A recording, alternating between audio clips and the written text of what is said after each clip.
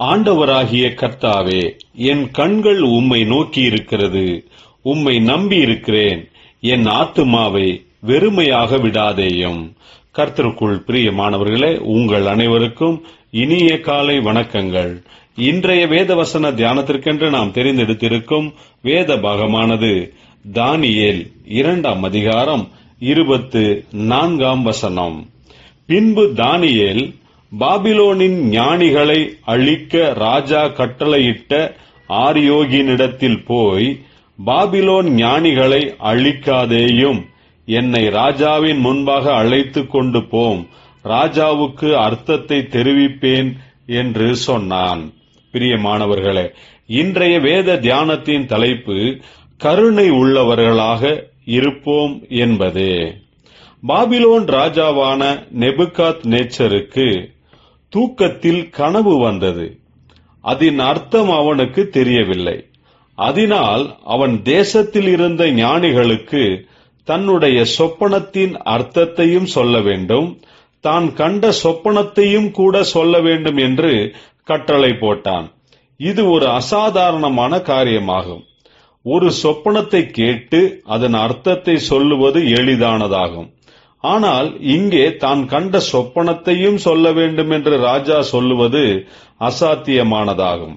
இதை கேட்ட தானியேல் தன் நண்பர்களோடு கூட சேர்ந்து இந்த மறைப்பொருளை குறித்து பரலோகத்தின் தேவனை நோக்கி இரக்கம் கேட்டு ஜெபித்தபோது தானியேலுக்கு கர்த்தர் அந்த சொப்பனத்தையும் அதன் அர்த்தத்தையும் தெரியப்படுத்தினார்.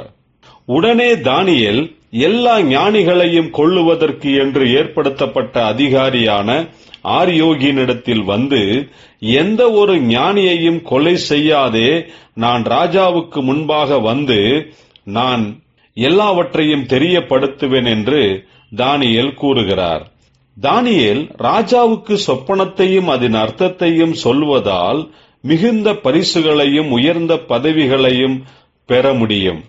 தேசத்தில் தான் ஒருவனே பெரிய ஞானி என்று காண்பிக்கவும் முடியும். தனக்கு சரிசமமாக எந்த ஞானியும் இல்லாதபடிக்கு அனைவரையும் கொன்று இருக்கவும் முடியும். ஆனால் தானியேல் அப்படியெல்லாம் கொஞ்சம் கூட நினைக்கவில்லை. பிரியமானவர்களே, இன்றைய காலகட்டத்தில் நானே உயர்ந்த இடத்தில் பதவியில் இருக்க வேண்டும், அது மட்டுமல்லாது தனக்கு விரோதமாக தனக்கு சரிசமமாக யாரும் எதையும் பேசக்கூடாது, அப்படிப்பட்டவர்கள் இருக்கவும் கூடாது என்று மற்றவர்களை அழித்து நாசமாக்கி அவர்களுடைய எல்லாவற்றையும் அபகரிக்கும் ஜனங்கள் இன்று பெருகிவிட்டார்கள். நாம் அப்படி இல்லாமல் கர்த்தருடைய கிருபையினால் உயர்ந்த ஸ்தானத்தில் நாம் இருக்கும்போது மற்றவர்களுக்கு இரக்கம் பாராட்டி நன்மையானவைகளை செய்வோமாக. ஜெபிப்போம். ஜீவனுள்ள தேவனே, நாங்கள் உம்முடையவர்களாக, எல்லார் மேலும் கருணை உள்ளவர்களாக, நன்மை செய்கிறவர்களாக இருக்கும்படிக்கு கிருபையையும் ஞானத்தையும் தருவீராக. இயேசு கிறிஸ்துவின் நாமத்தில் ஜெபிக்கிறோம் நல்ல பிதாவே, ஆமேன்.